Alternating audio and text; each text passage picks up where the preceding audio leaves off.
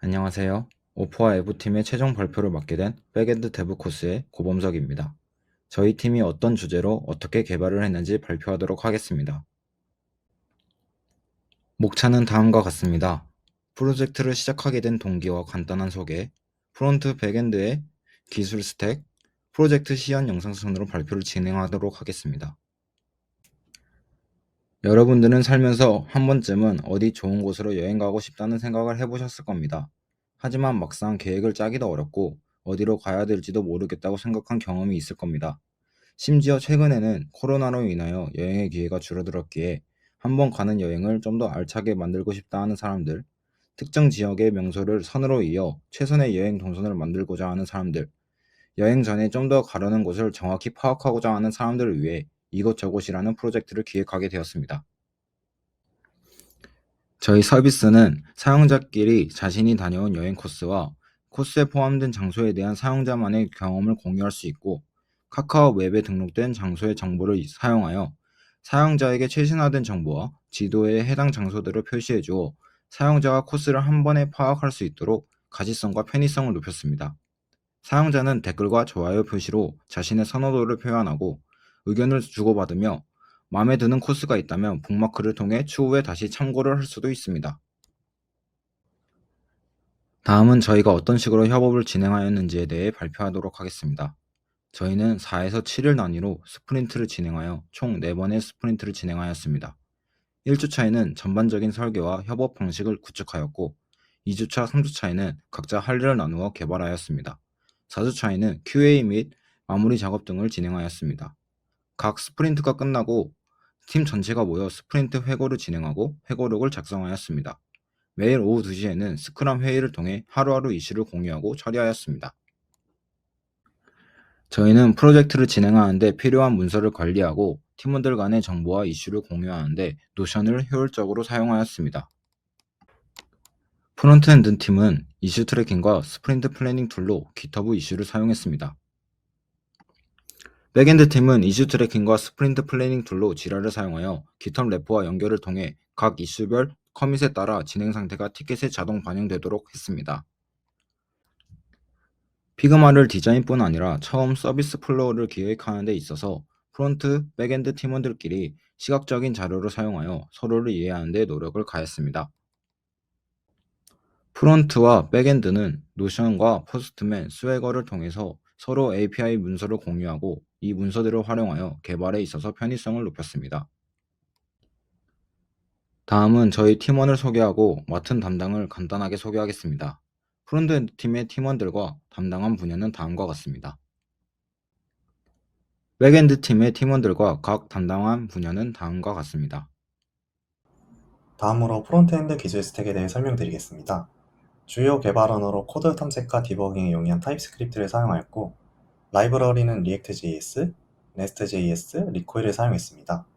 또한 CSS 작업은 스타일 재사용이 가능하고 비슷한 사용 방식의 스타일드 컴포넌츠보다 경량화된 이모션을 사용하였습니다. 디자인 툴로는 피그마를 사용하여 와이어프레임 제작 및 실제 페이지 디자인 작업을 진행하였습니다. 코드 스타일은 ESLint와 프리티어를 적용하여 팀원 간의 코드 스타일을 규격하였고, 이를 통해 코드 리뷰 및 팀원 간의 작업 파일 교차 수정을 원활하게 진행할 수 있었습니다. 다음으로 프로젝트 영상 관리는 GitHub, 서비스 배포는 버셀로 진행하였고, 세부적인 커밋 컨벤션 및 저장소 관리 내용은 구팀 노션에서 확인하실 수 있습니다. 마지막으로 슬랙의 GitHub 저장소를 연동하여 실시간으로 프로젝트 진행 사항을 확인할 수 있었고, 디스코드를 사용하여 회의 및 스크럼을 진행하였습니다. 또한 기획서, 간트 차트, 기능 명세서 등 프로젝트에서 작업한 산출물을 백엔드, 프론트엔드 통합 노션을 통해 관리하였습니다. 다음으로 프론트엔드 디자인 구현에 대해 간략히 설명드리겠습니다.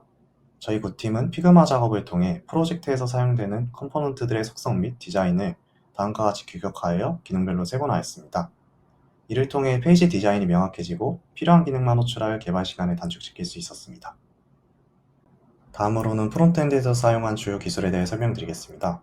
저희는 React.js를 사용하여 중복되는 컴포넌트 호출을 줄일 수 있는 아토믹 디자인 패턴을 적용했습니다. 그리고 재사용성이 높은 컴포넌트를 따로 분리하여 개발의 효율을 높일 수 있었습니다. 또한 버추얼 돔을 통해 변경이 필요한 요소만 렌더링할 수 있어 서비스의 성능 최적화에 효과적이었습니다. 다음으로 전역 상태 관리 라이브러리는 리코일을 사용하였으며 서버에서 생성된 JWT 토큰을 전역으로 관리하고 이를 통해 토큰 유무에 따라 페이지 및 기능별로 서비스를 분류하였습니다. 마지막으로 nest.js를 사용하여 프리렌더링이 필요한 상세 페이지, 검색 페이지의 SSR을 정형화하였고 검색 엔진을 최적화했습니다.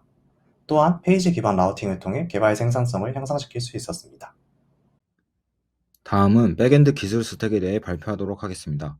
클라이언트는 HTTPS 프로토콜을 이용해 요청을 보내게 되고 이 요청은 EC2의 스프링부트 어플리케이션으로 전달이 됩니다. 스프링 시큐리티와 JWT 토큰을 사용하여 로그인을 해 사용자 인증 및 인가 관련 부분을 처리하였고 젠킨스와 코드 디플로이를 통해 자동 빌드 배포 환경을 구축하였습니다. 또 스웨거 UI를 사용하여 API 문서화를 하였습니다. 데이터베이스와 연결하기 위해서 스프링 데이터 JPA ORM을 사용했고 쿼리 메소드로 처리하기 어려운 부분은 쿼리 DSL로 복잡한 쿼리문을 작성하여 처리하였습니다. 테스트 DB로는 H2, 실제 사용하는 DB로는 MySQL을 AWS RDS와 연동하여 사용하였으며 레디스를 캐시 DB로 사용했습니다. CI/CD 파이프라인은 다음과 같이 구성하였습니다. 지라와 GitHub를 연동하여 지라 티켓 번호를 이용해 브랜치를 만들고 커밋 메시지를 작성하였고 디벨롭 브랜치와 메인 브랜치에 풀 리퀘스트를 생성 시 슬랙에 알림을 전송해 빠른 코드 리뷰를 할 수 있도록 했습니다. 메인 브랜치로 머지를 했을 경우 젠킨스를 통해 빌드가 되고 코드 디플로이를 통해 배포가 됩니다. 저희는 레디스 데이터베이스를 이용해 사용자가 로그인을 5회 실패했을 경우 정해진 기간만큼 해당 사용자의 로그인이 불가능하도록 했습니다. 복잡한 검색 조건을 처리하는 과정에서 JPQL의 동적 쿼리에 대한 한계점을 해결하기 위해 쿼리 DSL을 이용하였고 소프트 딜리트를 통해 삭제 요청을 하더라도 실제 데이터를 삭제하지 않고 문제가 발생 시 복구를 할 수 있도록 했습니다. 다음으로 시연 영상 보도록 하겠습니다. 공구팀 목표 애플 용성일입니다. 이곳저곳의 시연 영상 지금 시작하겠습니다. 이곳저곳의 메인 화면입니다. 이렇게 유저들의 게시물들을 코스와 장소로 나누어서 보여줍니다. 키워드를 통해서 게시물들을 검색할 수도 있고 테마를 통해서도 게시물들을 볼 수 있습니다. 이 게시물을 한번 봐보겠습니다. 이 장소가 좋은 것 같은데요. 로그인을 하지 않은 유저도 서비스를 이용할 수는 있지만 코스 등록이나 더 많은 서비스를 이용하기 위해서는 로그인이 필요합니다. 하지만 공유하기는 할 수 있습니다. 로그인을 하기 위해서 로그인 페이지로 이동하고 이제 회원가입을 진행해 보겠습니다. 각 필드에는 지정된 양식이 있어서 형식에 맞춰서 작성을 해야 합니다. 그리고 중복 확인을 하고요. 비밀번호도 특수문자를 넣지 않는다면 이렇게 메시지를 출력하게 됩니다.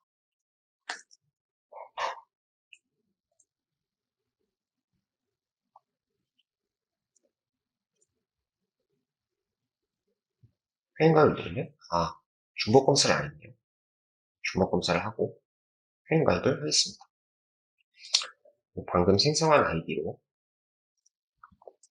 로그인을 하면 로그인에 성공적으로 로그인을 수행했습니다. 다시 홈으로 가서 이번에 로그인 했으니까 북마크를 하고 또 좋아요도 해보겠습니다. 댓글도 남겨볼까요? 너무 좋아요.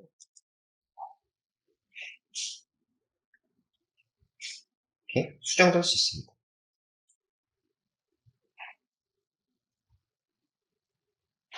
답글도 작성할 수 있습니다.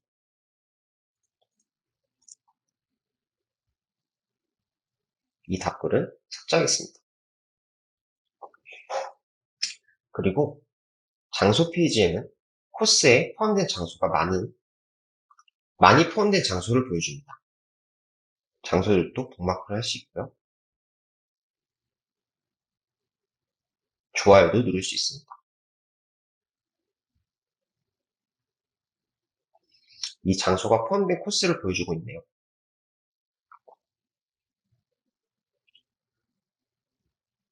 이 유저의 게시물이 궁금한데요. 이렇게 유저 프로필로 이동해서 다른 사람이 올린 게시물, 그리고 다른 사람이 북마크한 게시물들을 확인할 수 있습니다. 이제 저도 게시물을 한번 남겨보도록 하겠습니다. 제가 살고 있는 고향지 일산의 장소 몇 군데를 소개해주고 싶은데요. 경기도를 선택하고 고향, 원로,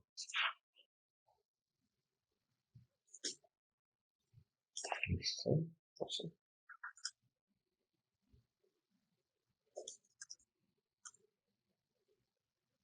이렇게 장소를 등록하고 원마운트는 빼도록 하겠습니다. 다음 페이지로 넘어가면 이렇게 코스가 지도에 그려지게 되고요.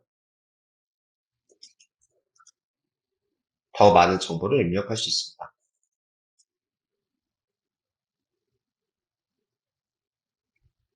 이렇게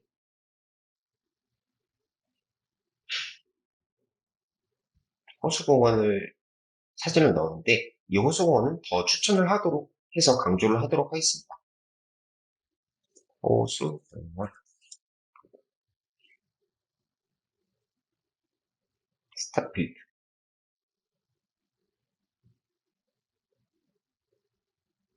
스타필드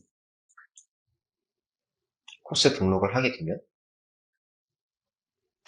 성공적으로 생성이 완료된 것 같고요. 제 프로필로 가면 이제 제가 올린 게시물과 북마크한 게시물들 그리고 댓글을 볼 수 있습니다.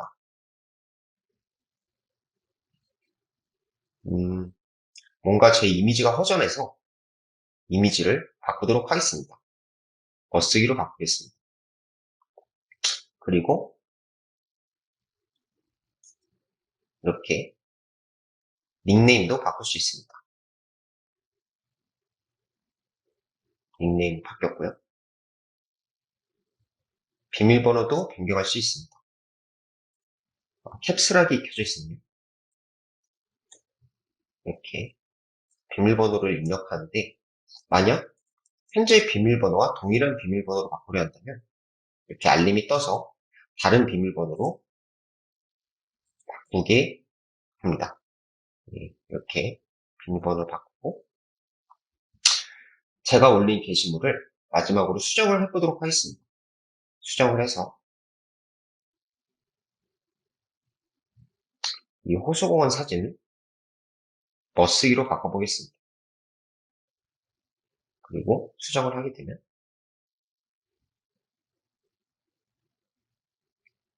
호수공원이 멋쓰기가 되어버렸기 때문에 코스는 삭제하도록 하겠습니다.